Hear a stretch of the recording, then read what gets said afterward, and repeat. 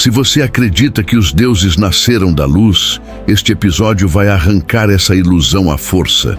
Nada no Olimpo surgiu puro.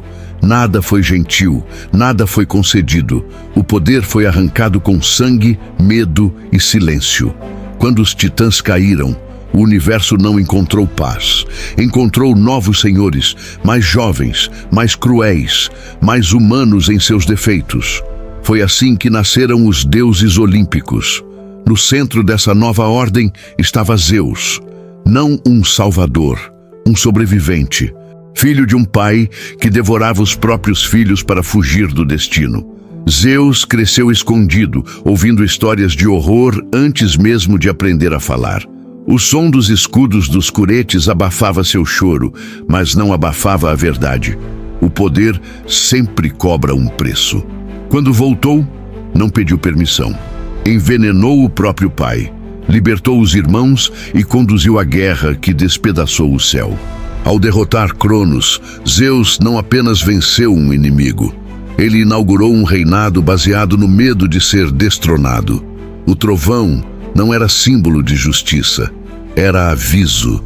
Zeus governava porque ninguém ousava desafiá-lo e porque ele próprio jamais confiou em ninguém. Cada decisão era paranoia disfarçada de ordem. Ao seu lado estava Poseidon, senhor dos mares, dos terremotos e do caos líquido. Poseidon carregava a fúria de quem também foi engolido pelo próprio pai e devolvido ao mundo pela violência. O oceano não é calmo porque escolhe ser, ele se contém. Poseidon era assim, impulsivo, instável, perigoso. Seu tridente não criava vida, criava abismos. Quando se sentia desrespeitado, cidades afundavam, costas desapareciam, marinheiros rezavam para deuses que já haviam sido esquecidos. O mar obedecia, mas nunca se submetia, nem mesmo ao Olimpo. Abaixo de todos, longe da luz e do louvor, reinava Hades, o mais injustiçado dos irmãos. Quando os domínios foram divididos, ele recebeu o submundo. Não por crueldade, mas por necessidade. Alguém precisava governar os mortos. Hades não enganava, não traía, não disputava glória. Por isso foi temido, porque era inevitável. Enquanto Zeus reinava pelo trovão e Poseidon pelo medo, Hades reinava pelo fim. Todos chegavam até ele. Reis, heróis, traidores, inocentes, sem exceção. E ali, no silêncio eterno, não havia barganhas. Apenas consequências. No trono ao lado de Zeus, sentava-se Hera, rainha do Olimpo. Protetora do casamento, mas prisioneira dele. Hera não nasceu ciumenta, tornou-se. Cada traição de Zeus era uma humilhação pública. Cada filho bastardo, uma afronta. Incapaz de ferir o rei dos deuses, ela voltou sua fúria contra mortais e inocentes. Sua vingança não era caótica, era meticulosa. Hera não destruía rápido, ela fazia sofrer, longamente. Transformava mulheres em monstros, enlouquecia reis, amaldiçoava linhagens inteiras. No Olimpo, o amor conjugal era um campo de guerra silencioso. Da mente de Zeus nasceu Atena, não do ventre, não do amor, da dor. Ela surgiu armada, consciente e completa.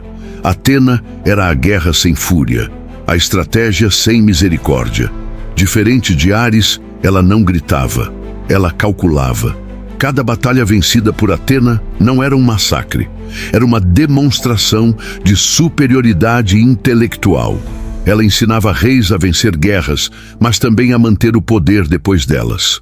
No tabuleiro do mundo, Atena movia as peças enquanto os outros apenas reagiam. Sob a luz do sol, caminhava Apolo, belo, brilhante, perigoso, deus da música, da profecia e da cura, mas também da peste e da punição. Apolo sorria enquanto destruía. Suas flechas traziam tanto vida quanto morte. Quando uma cidade desobedecia, ele não gritava. Ele silenciava, espalhando doenças invisíveis, via o futuro, mas não o evitava. Apenas o anunciava. A verdade em suas mãos nunca libertou ninguém. Apenas confirmou o destino. À sombra da lua corria Ártemis, irmã gêmea de Apolo.